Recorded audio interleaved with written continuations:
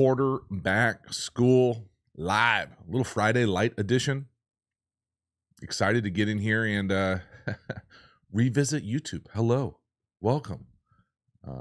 Appreciate everybody checking in. Say what's up. Make sure I sound all right in the chat. Make sure this thing is working. Appreciate as you get into this thing, hit the like button for me. I certainly appreciate your continued support. We're here to just talk ball, talk quarterbacks, give you my kind of most up-to-date pencil rankings on the guys that I've seen up until this point. Up next for the channel will be Michael Penix, Joe Milton, probably Spencer Rattler. We'll see. I got to start to go back and revisit some of these guys as well. Appreciate it. Stu. Got to go back and revisit. I only watched, a handful of games for these top guys early on. I know I've, maybe done more for certain guys in the past, but want to go back and see if I can dig a little bit deeper, at least maybe get through like half of the season for most of these guys. So we'll see. As we got questions there, honestly, and I feel like I say this every live, although I don't do a whole lot of lives, there's never a better time to get a question in than right at the beginning. You timed it right. You saw it, whatever, your note squad, whatever it is. I certainly appreciate you. And let's get into it. Lion, JT, who you got between Jaden Daniels and Drake May? Right now, I have Jaden Daniels probably in that, penciled into that 2 spot. T-Dub some. What you thinking about the Bears situation? I'm not thinking about it, T-Dub. I'm thinking they're drafting Caleb Williams. Is there more than that? We'll see. I hope that the coaching decisions and the new hires and all that type of stuff, and they get maybe some more weapons on the perimeter. But yeah, that's about as much as I'm thinking about it.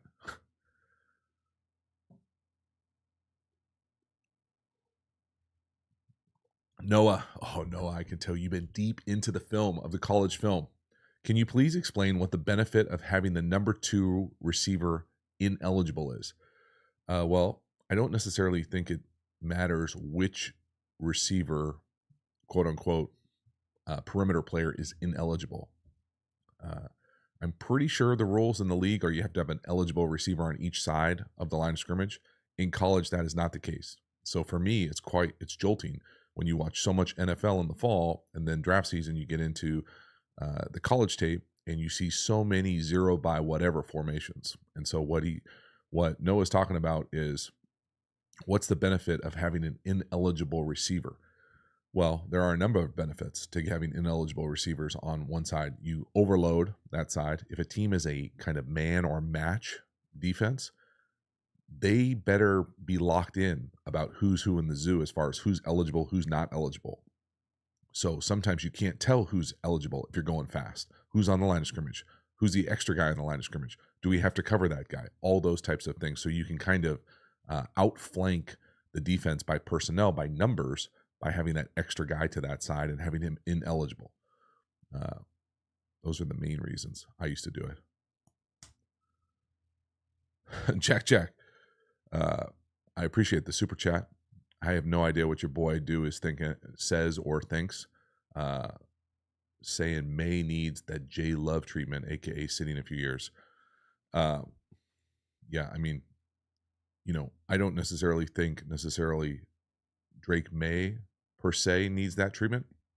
I think almost anyone would benefit from sitting. The reality is that's not the way that the NFL is played right now, or at least that's not the way that the teams that are drafting quarterbacks in the first round usually have the benefit of being able to do. So what would be a situation like that this year? The Lions, maybe, someone who falls in the first round that you can get in the 20s, that might be, someone that you had as the number 1 guy on your board for an organization where you've, got a strong enough tenured head coach where he feels comfortable with his job security, or they feel comfortable GM wise to be able to make that decision on a first round quarterback that potentially isn't going to play for a few years. Yeah, everyone. I mean, I can't think of a guy who would be better by having to not being able to sit.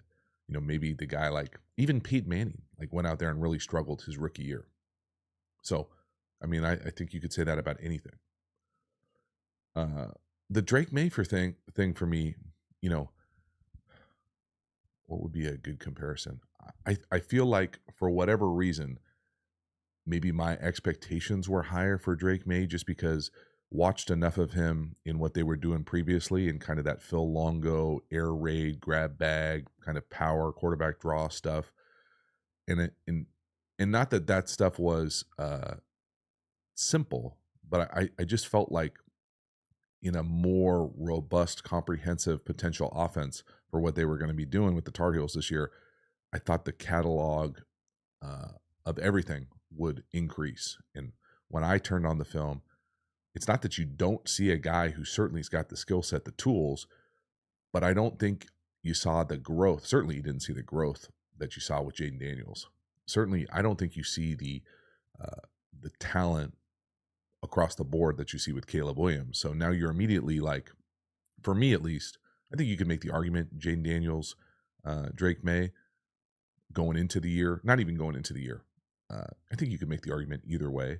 I personally, I think have become a little bit looser in my expectations, especially for guys who, I think in the past there was a big stigma, at least in the quarterback room, about guys who transferred or guys who only had like that one good year at the end or that one big splash year. But now I think you see guys, being able to catapult those years or those transfers or those moves. That's just not the reality of college football anymore. So now the big splash year, just like Caleb Williams, I think his 22 season was probably a little bit better than his 23 season. Now you're dealing with different guys on the perimeter. You're dealing with maybe a little bit more hero cape type plays. All those types of things can negatively impact the outcomes, the stats, the wins, all those types of things. And I think a little bit of that happened for Drake May too, and Jaden Daniels surged.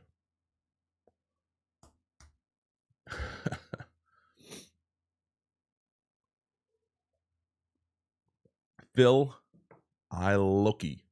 Sorry, I might have missed this, but are you only doing prospect videos on Patreon now? Love from Canada. Phil, I didn't mention it this video, but I have mentioned it in the past. And if you don't have to be a YouTube detective to realize that there aren't a lot of postings going on YouTube right now. And the reality is that for me, when I put college football, all 22, whatever, up right now, it immediately gets blocked. And so looking for other ways to be able to share the information, the film, the experience, it's all routed through Patreon right now. It's not necessarily like I think in the past, my favorite way to be able to do it would to be able to do both and to do kind of deep dives on Patreon and do more like, not highlighty, but like highs and lows videos on YouTube, kind of like I did all fall with the league. That's just not the reality right now. And so when you see those college tapes out there of other people doing this, I'm jealous. I wish I could share it.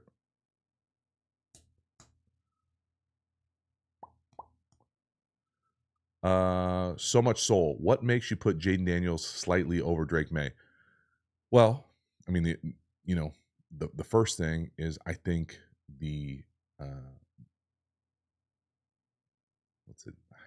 I really don't want to say it like quote unquote like the draft peeps, but like we're in that space, we're living that.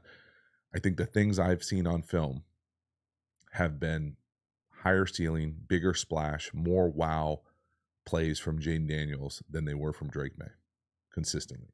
Whether it's, pushing the ball down the field, whether it's certainly his ability to run and create and be a threat with his feet.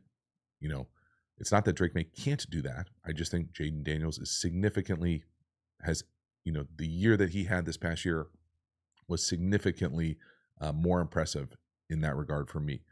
And again, this is not me projecting, hey, this guy's going to fit better in this system. This guy's going to fit better in this. I'm just saying, if I could pick these guys to play on an offense that I had anything to do with, right now, Jaden Daniels would be penciled above Drake May in my list. It would be Caleb Williams and then everybody else. And then in that next tier, For me, it would be Jaden Daniels, Drake May, and then, I don't think this is necessarily a hot take. I've kind of tried to not, and I've been really lucky because I haven't been around a TV very often the last week or so, but I've heard rumblings is that the JJ McCarthy hype is just kind of gone crazy. I really like JJ McCarthy. I think that there are things that he shows on film that are transferable to the league. I think he would be penciled in as my fourth guy right now. I think that there are things that would concern me if I was drafting him in the first round, early in the first round. Hell yeah. Just because Michigan, it's not that he doesn't make those plays that you expect some guys on Sunday to make. He does. He throws with some anticipation. Sometimes he throws with some accuracy. Sometimes he makes some plays with his legs. Sometimes, but either there was a lack of trust for him to be able to do it more consistently, or that's just not what they were going to do. They were going to double middle finger, like run it. Hey, JJ, it's third and forever. Go bail us out. Okay, you did great. Run it. Penalty. Hey, JJ, bail us out. And so there just wasn't as robust of a catalog of examples of him being able to say, hey, that's a Sunday play, as opposed to it's every once in a while. The quantity is just so much lower that it makes you kind of go, man. And again, I say this in a lot of Patreon videos, but I'm sensitive to misdiagnosing that as kind of a flat, black and white, hey, they don't trust him. Like if they trusted him, they'd let him do more. Well, I thought that with Herbert in Oregon. Hey, man, if they trusted him, they'd let him do more than these perimeter screens. Well, obviously Herbert's got the capacity to do it. So they just didn't do it as their scheme, their system. So projecting that is not really a one-to-one translation. All right. See some familiar faces in the chat. I appreciate you guys checking in. Appreciate you interacting, getting some good questions in. See what I got here. Michael, what's good? Appreciate you getting that nutrients in while you're watching. It's still breakfast out here for me. A little brunch maybe. What else we got?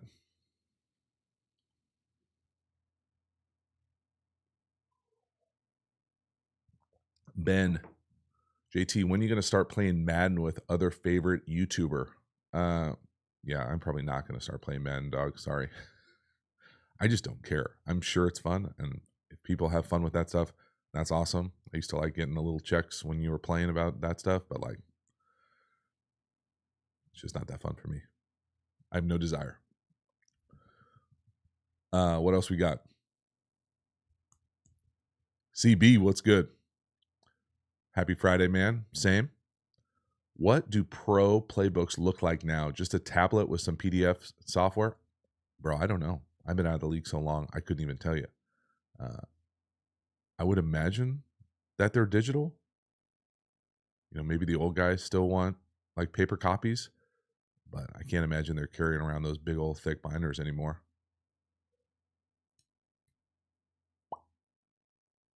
Deal with it. Can't wait to see some of your QB film rooms. Deal with it. You better be over at the Quarterback School Patreon community, my guy.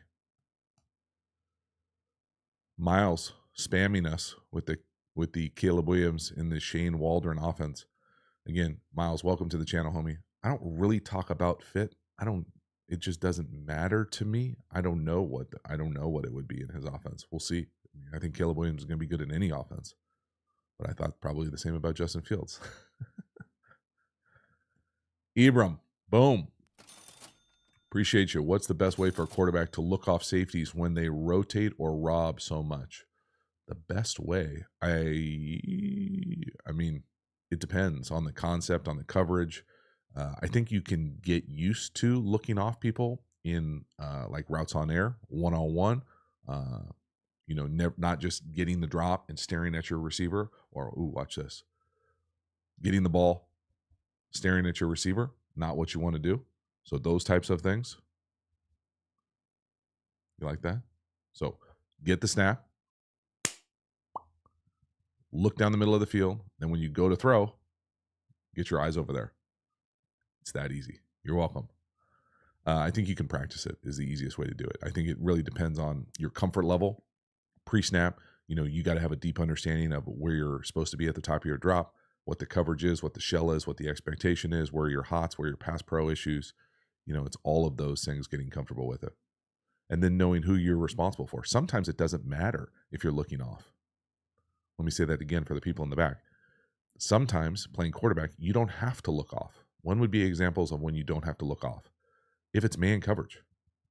If you're throwing on the perimeter in the corner and you're throwing an outbreaking route like a comeback or a hinge or a stop route, you don't have to look off, because especially if it's bump and the corner's up in the guy's face and he's looking at the wide receiver, it doesn't matter. So similar things in like when I get upset that guys pump double moves, if it's man-to-man, you don't have to pump the double move. All you're doing is bringing the safety over usually. So you got to know what the concept is, what the coverage is, and then where your eyes and all that stuff can be. End sub. Boom.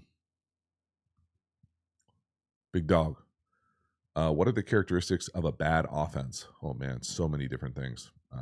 Turning the ball over, not scoring points, static, snapping the ball late in the snap count, indecisive, no depth, so an injury kills you, poor pass protection, getting balls batted down, getting the quarterback hit. So many, hard to mention.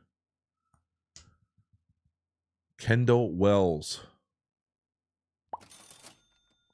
Does Dak deserve $60 million per year? Hell yeah, if he can get it. I don't care what he gets. Why are people always trying to get in other people's pockets like that? Do you care if he makes $60 million? He makes exactly what he's worth. Same as you, bro. That stings for some people.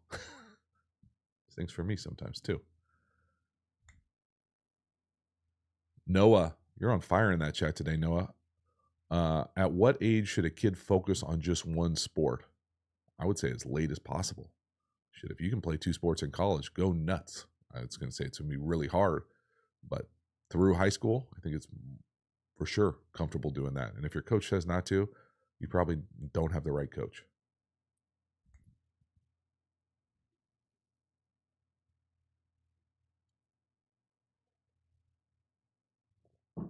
Jack. I wish you had the Gruden quarterback room spot for prospect interviews. That would be cool to bring that back. Not sure how it would be the best way to do it. I've always thought the easiest way to do it would be do it at the combine. But guys are so locked into their performance, it's hard to do it at the combine because you got so many other things going on. I think you could do it like, after a guy's pro day would be another time to do it. It would be fun to do like a mobile studio, like go and do that type of thing. You need a whiteboard. You need I think, what did they used to do it in, like a trailer? It's a good idea. It would be fun. The things that I remember Gruden going out on the practice field with full teams, practice stuff and trying to intimidate guys in the huddle, shit like that. I never loved. I think it would be cool to see guys just sit down, almost obviously Joe Rogan does it at a level that no one else can do it, but just across the table, talk some ball, maybe hop on the board, maybe watch some film, that type of stuff. I see people do that with draft prospects. Who does that? Underdog, I think, does some of that stuff, which I think is cool. I haven't watched the videos, but I've seen the thumbnails pop up on my feed. None of the above 101 coming in hot. $10 super chat. Appreciate you. Love your work, dog. That SD hat is clean, sir. Appreciate you. This is spring training. Get it on there. On the other side. Hard to come by. Is that thing? Come on now. There it is. Hard to come by in Peoria, this hat. Sold out. Good luck if you can get it. I like it, though. Where do you see the New York Giants go from here after a disappointing 23 campaign? Is DJ the guy, or is it time to move on? No, none of the above 101. I will tell you that I don't follow the Giants on a very consistent basis. I will tell you that I don't think DJ has been the guy for a while. I was surprised by the contract I think they gave him last year. For me, it would be hard to keep moving forward with the same plan at the position. What does that mean as far as bringing in someone to compete, drafting someone? I mean, when did they draft him? It wasn't that long ago, right? He just got his second contract. It's going to be 5-ish years. Yeah, I mean, I think it's fair to say that they're probably ready for a different plan at the position. Peoria, Arizona. Stu, come on, Stu. We're not living in the Midwest. No offense, Midwesters. I'm not living in the Midwest, put it that way. I'm way too much of a California kid. Josh Wiggin. Holy moly. I feel like I got to answer this question. I haven't seen a Grieber comment in a while. Miles comes in with a super chat. Josh, remind me to do my favorite Mark Grieb story because this will let me have a time to think about it. But I'll give you one from college. Do you think a no-brainer decision for the Bears to move on from Justin and draft Caleb? A no-brainer decision? I think it is. I mean, maybe a no-brainer is not the right way to say it. I think it's the decision. So, yeah, I don't know how you would. I mean, play it out just like how many ways this could go, right? Like if you don't draft, say you trade it, okay, and you get a haul, that's great. Justin Fields still has to hit. Like he still has to be really good this year.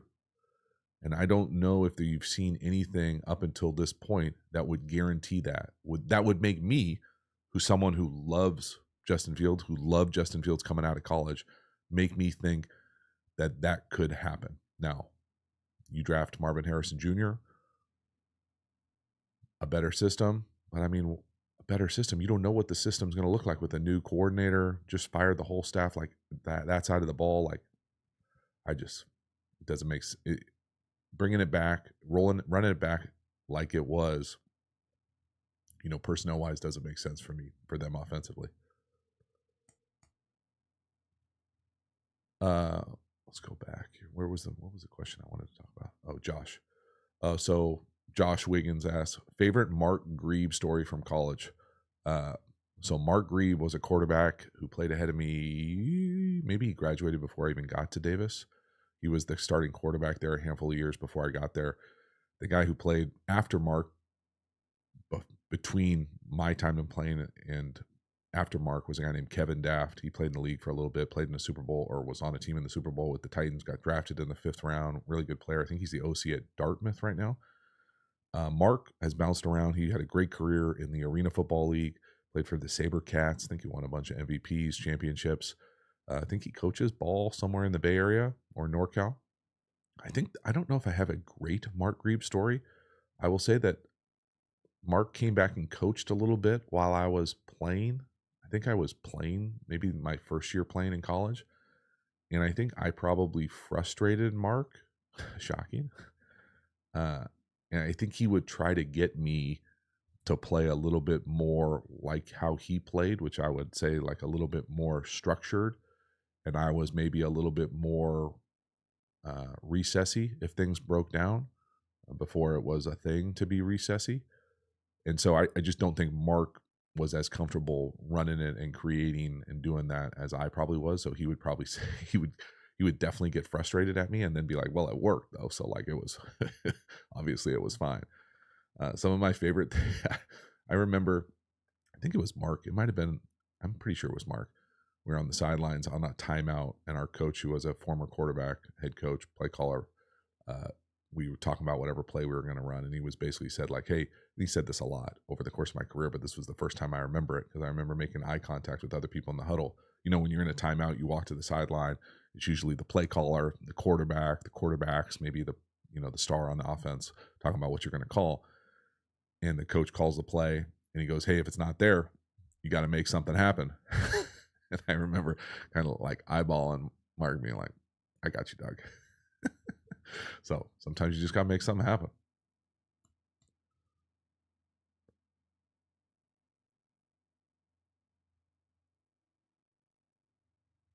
Heathcliff, 20,000 viewers in the arena right now. What do you want to say to all of us? I have no idea even what that means, dog. I appreciate it, though. I don't think there are 20,000 people in the arena. Pedro, do you think the 49ers will draft a quarterback late? Bro, I do not think about it. I have no idea.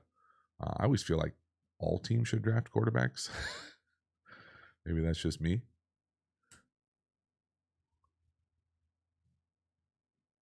Heathcliff, Cactus League. That's how he got that SD hat. Yeah, you got me. Arizona. The thing about spring training, bizarrely, and I think maybe I'm hypersensitive to it because I spent a year of my life in NFL training camps. They just look way more fun. Like, yeah, you're putting in work. You probably, get a lift, get a workout, probably have some meetings. Then you're on the field working your craft. Maybe you have an inner squad, play a couple innings, and your day is done by like 3 o'clock.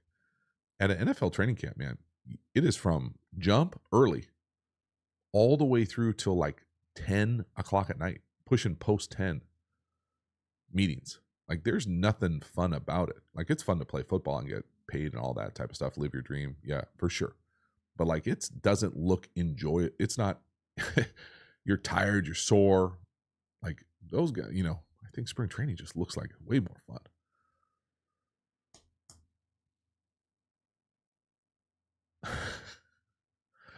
Shane, my guy, coming in with the super chat. Yo, JT, what does it actually mean to be certified? Do you think the loose footwork limits the system? I don't know what it means to be certified. I'm not certified. And if you don't know that joke stems from, Jesus, it's got to be years now. I think it was right when I was first starting to get into doing this stuff. The air raid system basically said you go through their courses. And I love courses. Don't get me wrong. Courses are great for a number of different reasons. It's a great way to share. It's a great way to get your stuff out there. It's a great way to generate revenue. But like the system certifying you came out. Like, you take these courses and you basically say like, oh, I'm certified. Like, I can run air raid. And like, I always think of that Tommy Boy scene where Chris Farley talks about like taking a dump in a can and, got a stamp of approval or certified or whatever the hell he talks about. That's what I think of when I think about that stuff. I'm sure that there is a lot of good stuff in that course. I have no desire to take it. I like many of the air raid systems. I don't necessarily I don't think of myself as a system, any one specific system. I think that it's just fun to learn about all the systems. I'm curious about every damn system, how people do it. And people do it one way better than another way. I can tell you that when I call plays at the high school level, we certainly had air raid concepts. But I can also tell you that I was running an iteration of mesh in the 90s in college. Actually, I was going to share that. I got to do the X's and O's videos. Maybe mesh will be the first one. So like I have the diagrams of running mesh back in the day, and we didn't call it mesh. We actually called it DD, double drag. But it was the same.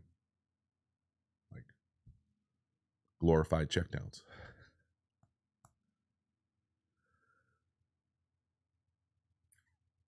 All right, what else we got here? Jesus, when does the offseason start for most NFL players? Usually Thanksgiving. No, right after the last game. Get on a plane to Cabo. I hack a lot. Hi, I'm a Bears fan. What's your thoughts on how much better Caleb is compared to Fields when it comes to throwing from the pocket?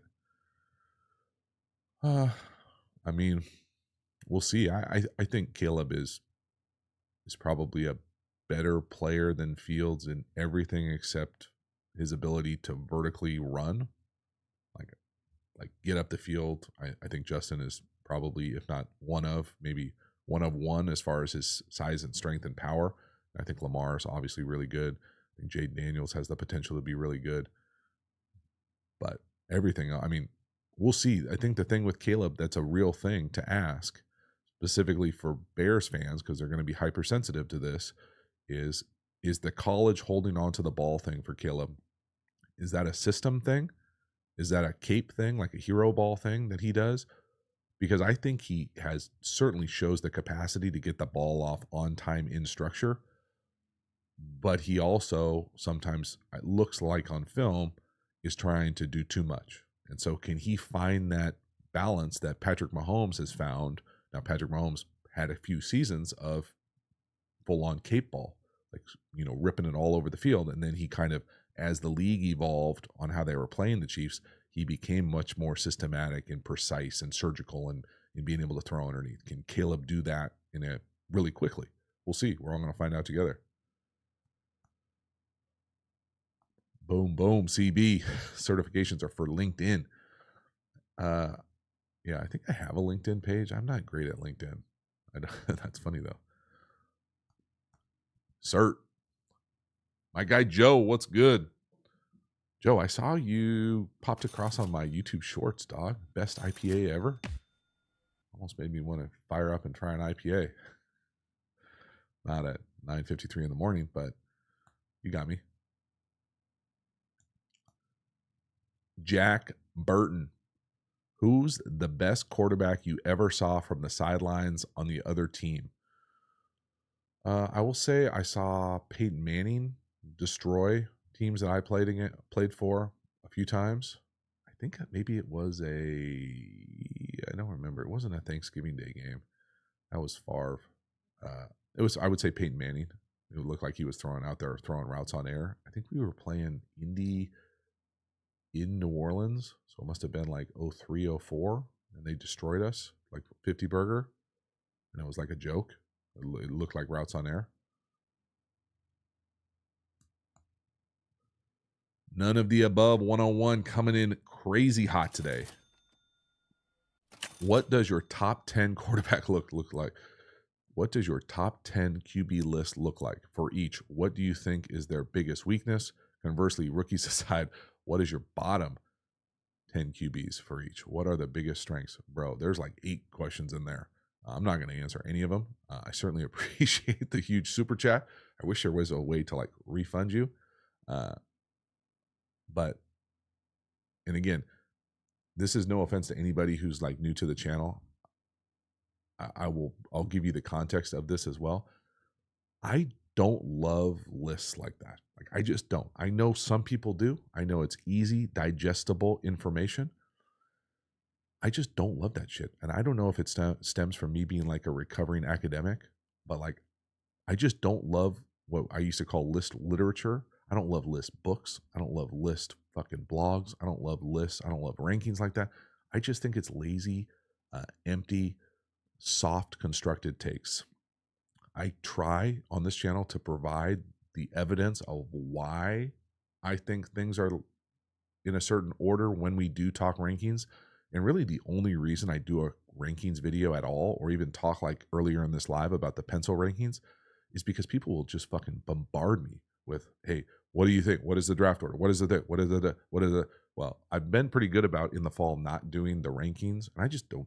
I also don't care. Like, I don't watch all 32 teams, so I don't know how I would rank the bottom 10 quarterbacks in the league. I don't know. Like, I don't know. Their biggest weaknesses are that they lose and they turn the ball over probably, and they play on not good organizations and teams. Like, that's a shitty answer. Like, I don't want to do that answer. So I just don't like it. And maybe it's because I didn't like being ranked, I guess, maybe when I was playing or whatever. I don't know. That's the gist of it. So I apologize, but I appreciate the support.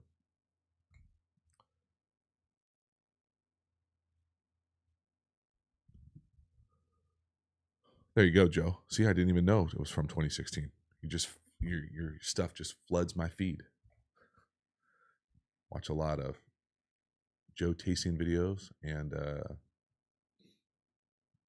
Sam Sulak.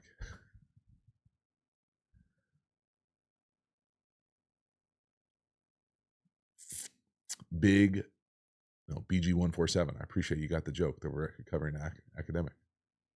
Pedro, NorCal or SoCal? Bro, Cal. These are too easy.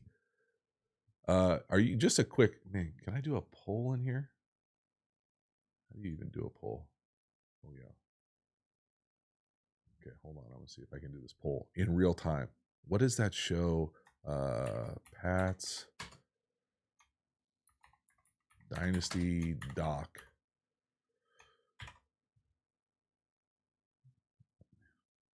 This is probably too much information for you.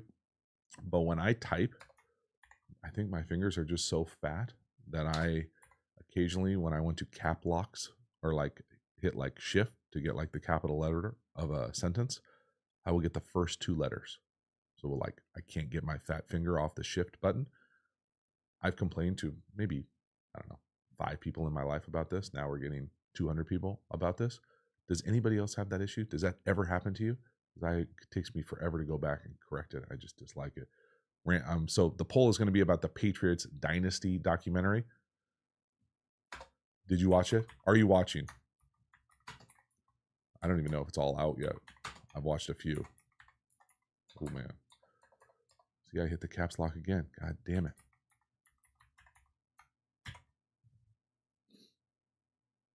I started watching it. Pat's Dynasty doc. Are you watching? There you go. So I watched it. I think I've seen like the first 3, 4 maybe. I'm curious. I mean, I lived it for a hot second. When was I there? I was there in 2005 maybe, for like the first couple weeks of the season. And so I got a little taste of it, and like the fact that Belichick like goes after everybody in team meetings, I remember thinking is really cool when I was there, just because I'd never seen it anywhere else. I didn't know that no one else does it like that when I was through it. It definitely had, I will say, I think I've talked about this before, but like the Patriots building, the practice, the meetings, the cafeteria, the team meetings, it was more intense, more focused than any other building I was ever in. Not that other buildings weren't focused or intense at times, but just the consistency of it. Like I couldn't imagine being there for 10 years or being there for 2 decades like some of these guys were. Like it's just like that level of constant focus, stress, that environment. It was wild to see in real time. I enjoyed it.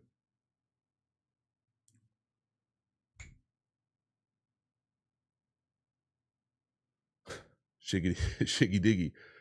It's football you're watching. I appreciate it, man. That's how I feel like sometimes. You know, sometimes you just need a little taste of ball. Oh yeah, this is I saw it in this SS chapter 1 is Drew getting hurt. I did think it was pretty cool to see. Like I thought, from what I've seen from it, I thought Drew Bledsoe comes across as really cool. I started laughing pretty hard when I saw Mike Martz on there talking about the fucking Super Bowl. But yeah, I thought Drew came across really good, and he kind of like just the whole like shtick about the Patriots way, and like Drew was really the first guy to embody that, because he could have easily sunk that thing by coming across as, you know, $100 million quarterback that's going to play and or ruin the team. Joe, did you watch the quarterback doc Netflix? Yes I did. Yes, I did enjoy it as well. Does anybody know who the next, or if they did another Netflix quarterback doc, and or who the quarterbacks are for that? Joe, I think I actually did a full review on the Patreon community about that documentary. In fact, that's a good idea. I'll probably do the same thing for the Patriots one. I think I did it for the Johnny Manziel something too. Jack. How was your pro day, JT? That's a good idea for a video, Jack. I don't have a lot of like in-depth memory about my pro day, other than the fact that I thought, man, why can't I think of the guy's name? I know I've told this story before on the channel. I can't think of the guy's name. He was a lefty quarterback in Seattle. I think he went on to be a head coach for Washington. Somebody tell me in the chat. I can see his face. Once somebody tells me what his name is in the chat, I will tell the story about what I remember at the end of my pro day. But I remember it being fine. I don't remember it being like, like I felt like I went like 50 for 50, but I certainly felt like I, performed as well as I possibly could. It's always interesting to see the delay here in the live chat to the live responses. Jim Zorn, Heathcliff. There you go. God damn it, Jim Zorn. So Jim Zorn is running my pro day. So there's a handful of scouts, but like Jim Zorn is the only quote unquote like quarterback coach there. So he's running the pro day. Like I didn't have like a quarterback trainer or like guru out there like, with a script. He just is saying, hey, just like basically go through a wide receiver route tree is what most people do. Or back in the day we did. So then, then you do some movement stuff, whatever, like a normal workout. And sorry if that glazes over you and you don't know what the hell that is. I guess I could do a video on the pro day experience for me back in the day. I'm not sure how relevant it would be. But at the end of it, this is relevant. And I know I've told this story before, so bear with me if you've heard it. Jim Zorn played in the quarterback in the league for a long time. Like, was a good quarterback in the league. Like, played. So I think like Steve Largent was his guy in Seattle. So at the end of it, quarterbacks will play this game. I don't even know what you call it. I forget what I used to call it. I think it would be like you stand 10 yards apart, and it can be any distance, but you're playing catch with a partner, and you get 2 points if the ball would hit them in the face, and 1 point if it would hit them in the chest above the waist. And Jim says, hey, just to let you know, I've never lost this ever, never. And he said he would do it at every pro day. And I was like, okay, like at this point, I'm done throwing with the pro day. It's over. It's just me and him. All the other scouts are like on to the next event because you've got, half a dozen guys at every college going through these pro days. So they're going to go do the bench or the 40 or whatever, the L drill, whatever. So Jim and I are there playing 2s and 1s to 10. And I remember being locked in, like through it, boom, nose, 2, boom, nose, 2, boom, nose, 2, to the point where I got to like 8 and he was only at like 4. Boom, nose. And he goes like this, 0. And I thought he was fucking with me. Like, I remember thinking like, is this like a test? Like, does he want me to stick up for myself and be like, hey, that's a 2? So whatever, let the first one go. Next one, chest, boom, right in the middle. For sure 1. 0. And now I'm like laughing, like this is a joke. Like, you're cheating. Like, this is hilarious. And I'm like, that looked pretty good. And he's like, nope. And I'm like, and eventually, basically I just go, is this how you keep winning? And he has this like dumbass smile on his face. But I remember thinking like, no, dude's cheating. Like, I'm getting cheated on my pro day in the 2s and 1s with a former NFL quarterback. Like, that was the first time I was like, maybe this isn't exactly what I thought was the top tier of what's going on in the world as far as the sporting world, because this dude is cheating me on my own college field, on my own pro day. I just beat his ass on a game he never said he won, and I didn't believe it or never lost from jump. But just for the fact that happened on my pro day is like the seared in my brain moment on that day. My guy Jim,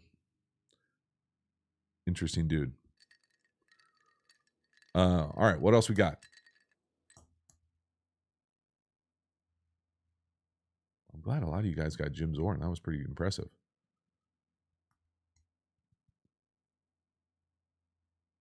Ellison Lord. How long have we been going in here? I feel like I've been talking for a while. Why can I not see the time? Really? 45? 40-ish minutes? Holy moly. All right. Sorry, I saw a good one in there. There you go. Lorenzo. We still play that game at baseball practice. We play it with change-ups mostly, or off-speed stuff. Fish Bulb has got jokes. Raul Saha. Damn, I butchered your name, dog. I apologize. Are you going to watch Caleb's film against Notre Dame this past year? I would like to. I'm probably going to revisit everybody on some level. So yes, I would like to. Why is that the bad game that everybody keeps talking about? I don't know. Bill Gorey, best advice for throwing in the wind, rain. Yes, there's no great advice for that. I would say the one thing that I would do and I tried to do when I was coaching is to practice it. And I remember vividly, it used to piss me off, man. You'd be in training camp and they'd be like, we're having a rain practice. And you'd be like, what the hell is that? What do you mean? Like there's not a cloud in the sky. They'd go out there with those Home Depot orange buckets filled with water. Dump. Here, take this, snap. Fuck. So yeah, that was the first thing I would do is practice it. I would practice it in the off season, have like some shitty old balls that you can practice wet balls. At the high school level, we used to have rubber or like a hybrid material that I felt was better in the rain than leather balls. Plus, you don't want to ruin the leather balls. The other thing I would say, Bill, about throwing it in the rain at least is I gravitated towards if it was wet, like the ball soaked, I would go glove. In the league, it's a lot easier to go dry glove every series. It's a hell of a lot harder in youth sports or high school to say you're going to carry, 15 right-handed gloves into a game. But in the league, it is what it is.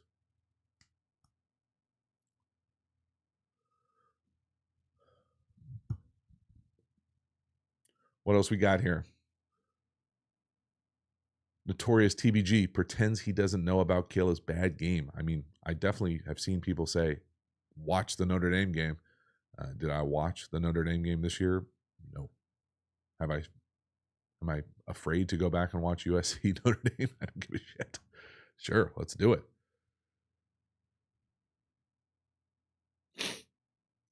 Heathcliff, would you encourage all running backs to learn how to throw? No. Since they are no longer paid employees. Oh, that's tough. I got you. Jokes. You got jokes. End sub. Super chat. Do you not like sprint out passes? I like them fine. Sometimes. Like I like moving the launch. I like moving the launch point. I don't love closing half the field. So I like sprint out screen throwbacks. I like sprint out sometimes, especially if you've got like an edge issue or a pass pro issue. Joe, is Louis Riddick way off about JJ McCarthy? I did see that. I was just retweeting people or quote tweeting people that are up on my feed about JJ McCarthy. I just like when people say, I don't know how you can watch this guy and not know that he's a first round pick or top 10 pick or top 15 pick. Like those types of blatant statements, just post a fucking thread. Show me the evidence of what you think that looks like. That's what frustrates me about like those takey things like that. And even the dudes who I'm sure are like legitimately, I'm sure it's very difficult to be a talking head on all these channels. I'm sure it is. I'm sure it is.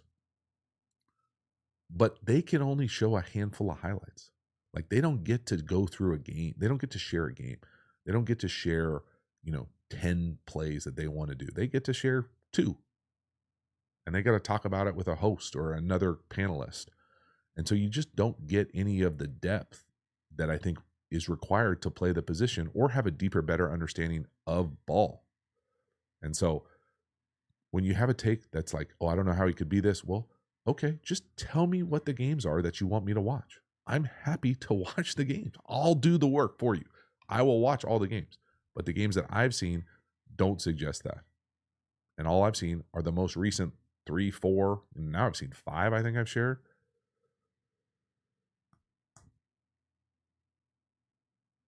Sea Devil, he won't answer us, LOL.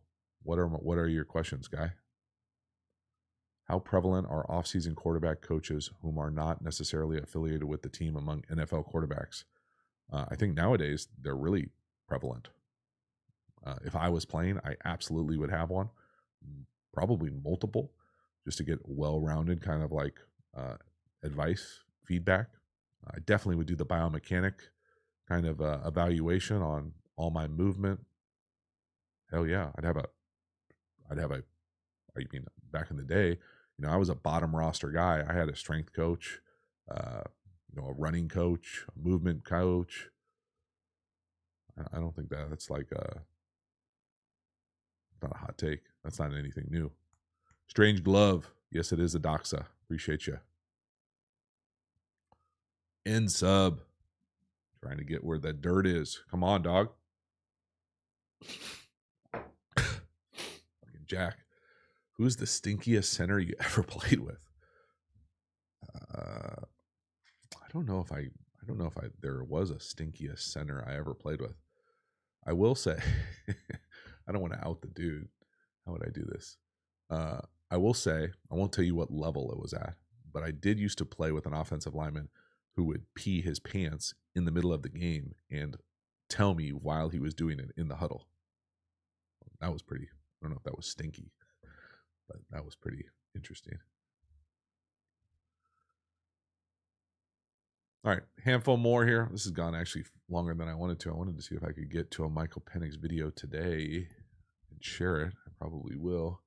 Again, appreciate you guys coming in. As you do, hit that like button. We'll see. I feel like that was pretty good live. Went longer than I want. Oh, you know what the other? Well, I don't even know if I'll share it. We'll see. But yeah, if you're looking for the college football evaluation stuff, again, I talked a little bit about it earlier in the live. This year, it looks like it's all going to be over at the Quarterback School Patreon community. Not necessarily a money paywall thing, although obviously we got to make this thing go. But it's just that's the best way for me to share it right now. Is the nicest way I can say it. Joe, wait, he peed on himself on purpose. Yeah, he peed, or he just had to go and he wasn't coming out of the game. And yes, he did lock eyeballs with me all the time, or he would like hit me, like look.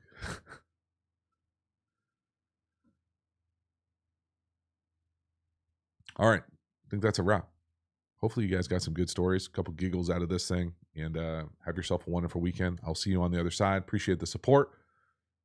Later.